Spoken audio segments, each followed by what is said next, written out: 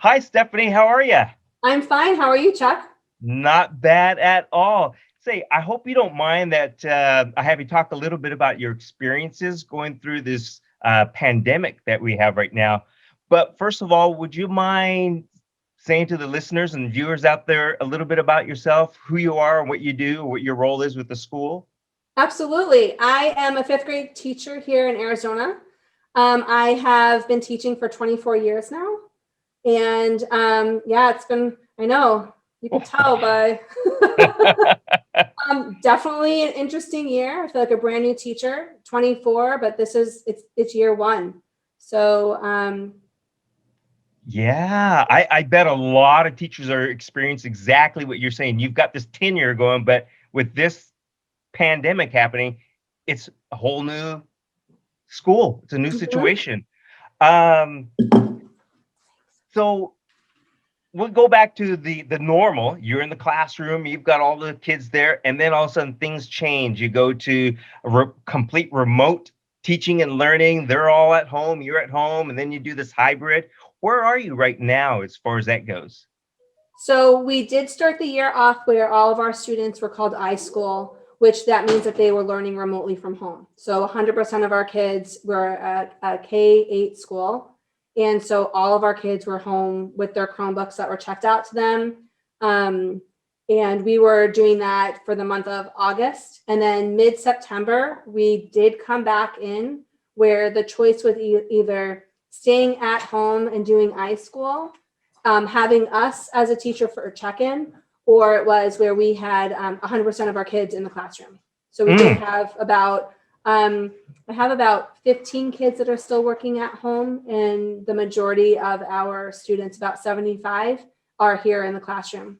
Oh, okay. Mhm. Are you finding challenges or new challenges because of this? We have this amazing item at our desks. So anytime I'm a science teacher and we do hands-on, and I struggle with that because my kids love to learn by feeling things and by the experience. And so if I need to give them supplies, the first thing that they do is we all sanitize, we wipe it down, and then we do our activity Ah, down that okay. I need to, and spray again, and we put our books up. So we're constantly sanitizing, washing our hands.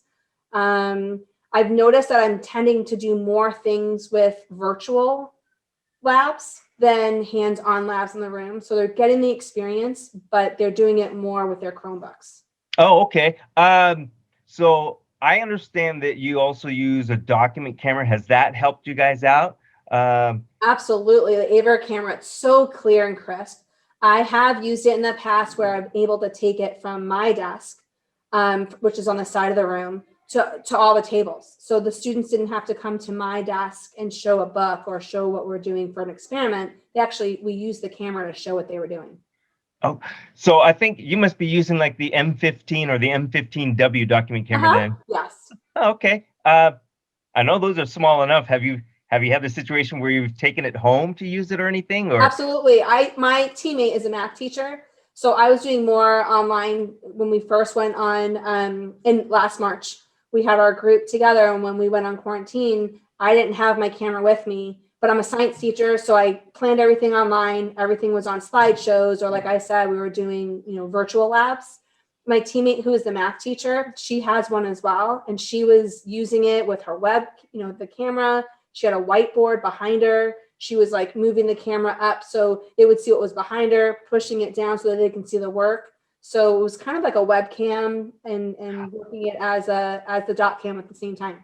oh, okay, so she's able to use it, like you said, where it's close, it's showing a document, and then somewhat at a distance, I would imagine, because she's showing the whiteboard. Hmm.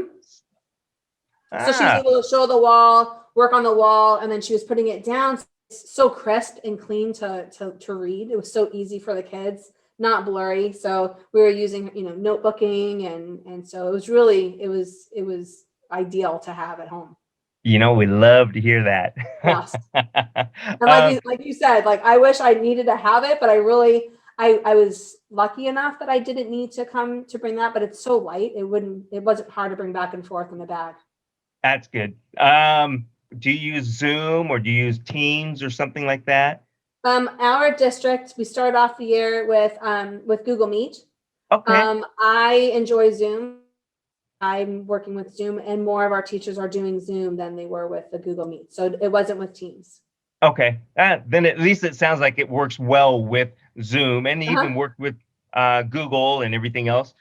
So It did. that's good to know. Because I know a lot of teachers out there are constantly asking, can I use it with a video conferencing platform? Will it work with Teams? Will it work with, you know, Meets, or will it work with Zoom? So it's good to know that it works good for you on that route.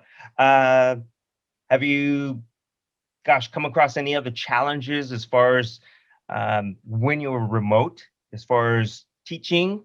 Or have you heard of anything where the kids were having some difficulties? At the beginning, trying to figure out the new program with the Zoom, especially, was sharing the applications. So Hmm. being able to like look at the screen and how you were sharing. And so I was sharing, did I want it on my, the webcam, or did I want it on the dot cam?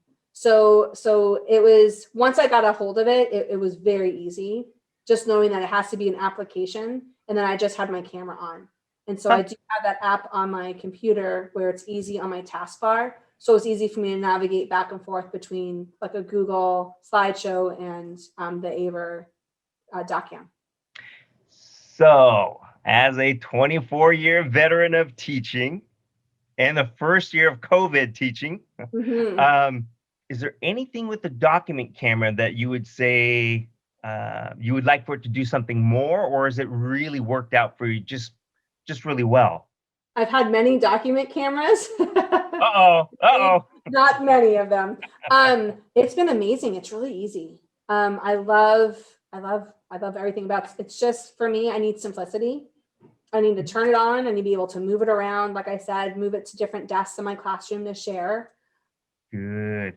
So, are we over this whole COVID thing? Are the kids ready to just get back to normal? They, I mean, everyone calls it a new normal. Yeah. And they're like, I can't wait for it to go back to where it was before. I mean, there's some things we've learned. I mean, we definitely need to wash our hands and sanitize more, and you need to keep your space. I mean, don't touch my Chromebook. I won't touch yours. So it's kind of like, I can repeat that. Like, your hands are on your own things. I am over it though. Students are tending to, someone is be right on top of each other still, because we collaborate. We do a lot of collaboration, a lot of projects. So they're Mhm. struggling with not sitting next to someone, not touching their things. But you can always find a silver lining in everything. And that's what I try to look at. It's like they've learned the lesson of when you're sick, you need to stay home. I mean, parents are learning that, because unfortunately, sometimes I feel like a babysitter. I have kids come to school and I know that they've had some kind of medication to keep their temperature down, but then it spikes back up at the end of the day. So they've been around all of my other students, for Yeah. the whole day. And, I tell them I'm their mom here at school. I know sometimes it's hard to work and then have your kids at school. And if they're sick, you have to take off, but it's just common courtesy. Yeah. Yeah. And now I think it's like, fear not, kids. You can go home because I have a document camera and you can still follow along and you can still Yes. learn. I love it, but I do love being physically in my classroom. Working from home, I just felt like it was aging me. Like, I just felt, technology wise, I'm good. I love to learn new things. I don't, get scared by, a trial and error and making a mistake and having the kids say, Miss Lump, why don't you try doing it this way? Or how about you turn it off and put it back on? They love to help me. But Hmm. the only thing was sitting behind a desk. I'm not that kind of teacher. I move around a lot. I'm sitting with them, and you just can't do that. You have to have like so many minutes within the 24-hour period that you're actually with a student. So I'm moving around, not sitting with them so much. So Yeah. yeah, You're ready for the I am back to normal. back to whatever. I mean, I like some parts of the like I said, the cleanliness, but the collaboration, we just need our hands on and just on the floor working and sharing items. So Yeah. I know you have really limited time, so thank you very much for doing this. But just in closing, is there anything about the document camera that you could tell the teachers whatever you want. I mean, if you love it, if you hate it, no, but we know you love Yeah, it. love it. Maybe a benefit of using a document camera. The cameras I've had in the past are bulky, and you wouldn't even think to take them from your classroom to go home with them. And it's like that, not being scared that if there is a quarantine or the school does shut down, that you're like, what do I take from my classroom?